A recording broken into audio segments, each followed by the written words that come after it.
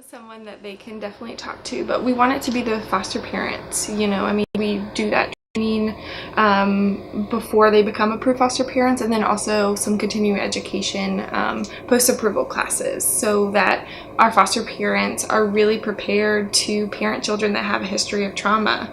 So we spend a lot of time talking about the different traumas kids can endure, from neglect to emotional abuse, physical abuse, sexual abuse, kind of all the above, or any other traumas that could have been the reason for the removal, so that foster parents can be that sounding board. They can be those objective people that can help the foster children be able to disclose what they need to disclose, or talk about what they need to talk about.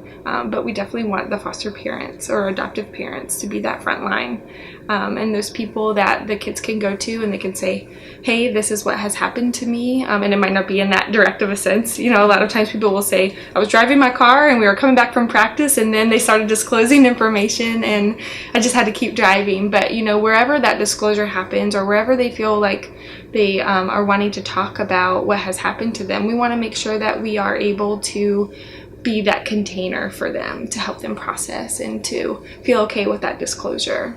Again, you have to see what is a child's particular trauma, and then what is their reaction to that trauma, because each person is going to interpret their experience differently. And so they maybe will need some intensive counseling. So there might be an intensive in-home person that comes 3 times a week, or maybe just an outpatient therapist.